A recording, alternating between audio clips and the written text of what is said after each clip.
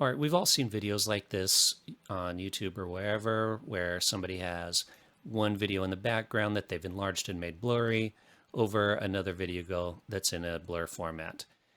So there are three different ways I'm going to show you how to do this. Let's start with the easiest method. So let's get rid of this to reset it how it was before. So this is initially what I had. First thing I need to do is I need to add a video to another layer. So one way I can do that is select it, hold the Alt key, drag and drop, and it'll put one above the other. The downside to this is, as you can see, it creates multiple layers for audio. Well, let's say I don't need another audio layer. Select this little A1 here so that it's grayed. And then when you drag and drop from your media pool, I'm just going to drag and drop them all, it doesn't include that audio. So that's the way to do that. Next thing I'm going to need to do is enlarge the lower layer. So I select it, go over to my inspector, hit zoom, so that way it's enlarged to fill the whole screen. Now go over to OpenFX, and you've got this one here, Gasson Blur. Drag and drop that to the layer. Now you're going to have effects, and you can adjust your horizontal strength. Well, I want to do all of these, right? So all you need to do is select all of those so that they're all selected, zoom them all in, and then with your Gasson Blur, drag and drop it over. It'll drag and drop it to each one. You can select them individually and then go and adjust the horizontal strength. You can also, if you want, just select it, right click, go copy, select the one, in this case the end one, and then go paste attributes, make sure your video attributes are selected, and then hit apply. And now when I go over to that, you'll see that background is blurred.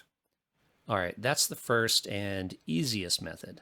All right, the next method I'm going to use is going to be in the Fusion page. So I'm going to do the same thing I did before, which is zoom in those lower layers. I'm going to right click, and I'm going to go open in Fusion page.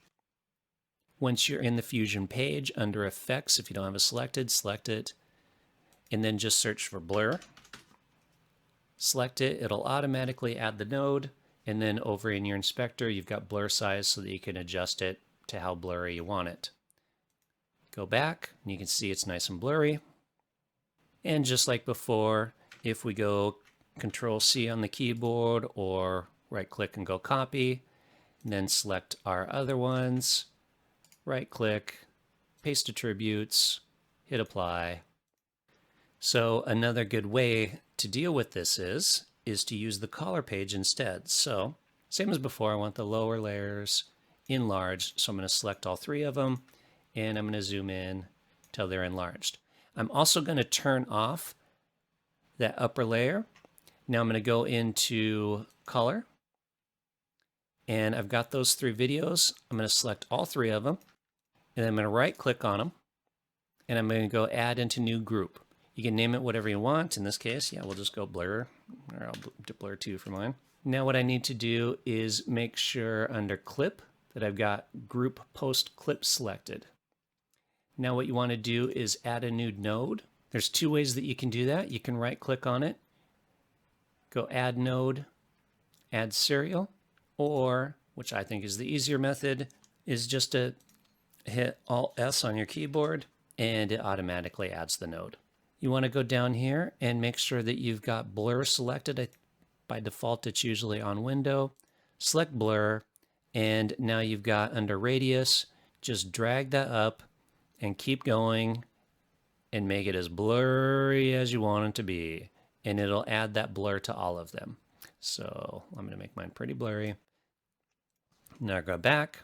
I'm going to re-enable the upper level, and now I've got all my items below. Well, if I can just drag and drop blur from the effects toolbox, why not just do that every time? Well, the advantage to using the color pages, you can do other adjustments in there. So when you are selecting all of them into that group and you're blurring, you can also do things like bring down the opacity or dropping the highlights or adjusting the color. Something like that you can do in there as well. So you're doing it all at the same time on that group. That would be the advantage of doing it in the color page, is if you're going to do other adjustments on those videos at the same time. If all you're doing is blurring, then yeah, just go to your toolbox and add the blur effect.